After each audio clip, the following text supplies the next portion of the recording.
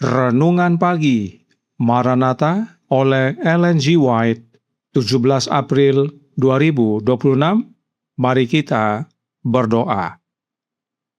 Bapa kami yang di sorga, Allah pencipta langit dan bumi, laut dan segala isinya, Allah yang maha besar, maha kuasa, sumber segalanya, yang kami sembah selalu melalui anak-Mu yang tunggal, Yesus Kristus. Terpujilah Yesus, anak Allah yang maha tinggi, yang adalah roh yang menghidupkan bagi kami. Pada pagi hari ini kami bersyukur boleh bangun dan berbakti, dan sebagaimana membaca dan mendengarkan nasihat firman-Mu, kiranya ini menjadi pertobatan bagi kami semua, agar menerima rohnya Kristus dan menjadi saksi-Mu yang penuh kuasa. Beserta kami sepanjang perbaktian ini, kehendak-Mu yang jadi. Ampun kami akan dosa dan salah, karena kami berdoa hanya dalam nama anak Allah yang tunggal, Yesus Kristus, yang adalah Tuhan dan Juru Selamat kami. Amin. Renungan hari ini akan dibacakan oleh Saudara Farlen Lohonauman. Kepada Saudara Farlen, kami persilahkan. Terima kasih, selamat pagi. Bacaan renungan pagi kita hari ini, Jumat 17 April 2026, berjudul Ketika Allah Menyempurnakan Kekurangan. Ayat intinya terdapat di dalam 2 Korintus 6 ayat 1.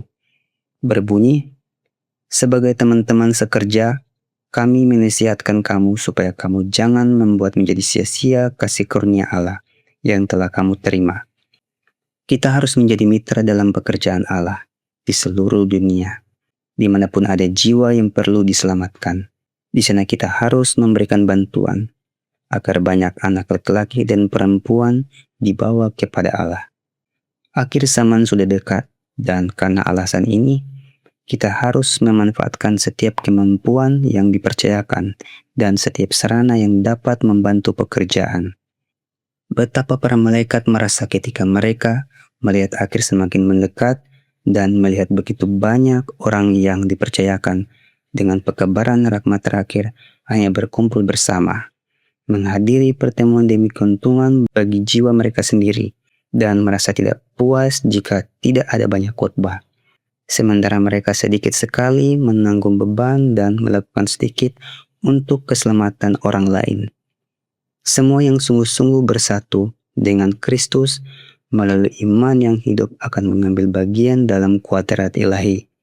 Mereka akan terus-menerus menerima kehidupan rohani darinya, dan mereka tidak akan diam. Hidup selalu menunjukkan dirinya dalam tindakan.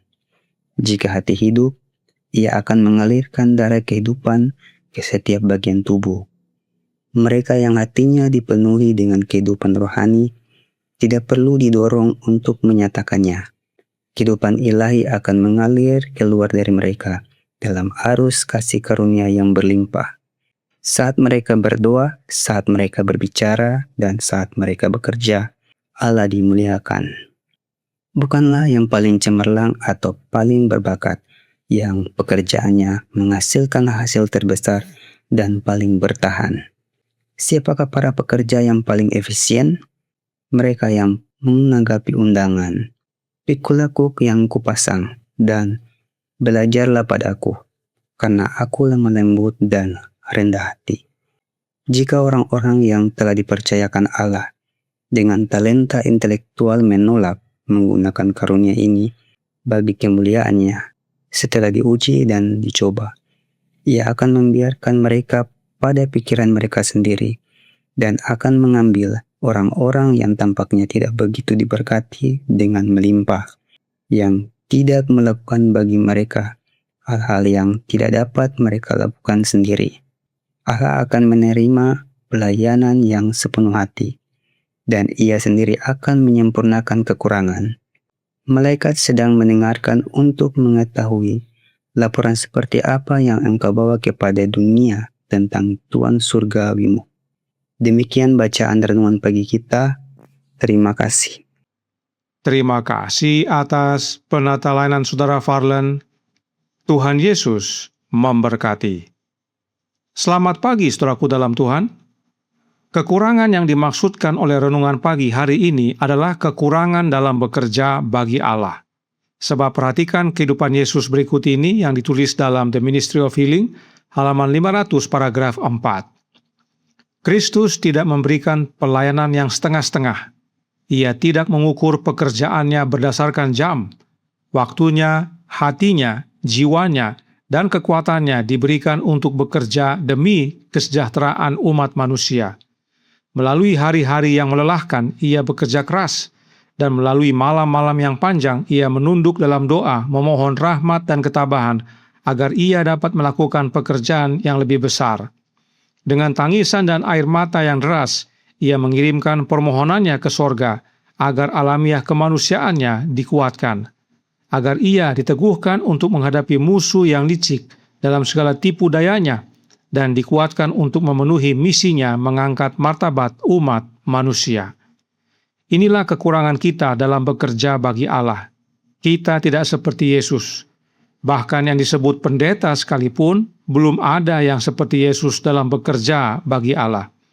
Kemudian Roh Nubuat tambahkan masih dalam buku yang sama, halaman 501 paragraf 1. Engkau tahu betapa tingginya dari mana ia merendahkan diri, betapa dalamnya kehinaan yang ia alami. Kakinya melangkah di jalan pengorbanan dan tidak menyimpang sampai ia memberikan nyawanya. Tidak ada istirahat baginya antara tahta di sorga dan salib. Kasihnya kepada manusia membuatnya menerima setiap penghinaan dan menderita setiap perlakuan buruk. Kebenaran ini penting sekali kita ketahui agar kita semua melihat dan sadar bahwa yang kita kerjakan sekarang ini sungguh amat kecil dibandingkan dengan yang Yesus kerjakan. Kekurangan kita begitu besar dan banyak. Namun Yesus berkata, Yohanes 13 ayat 15, Sebab aku telah memberikan suatu teladan kepada kamu, supaya kamu juga berbuat sama seperti yang telah kuperbuat kepadamu.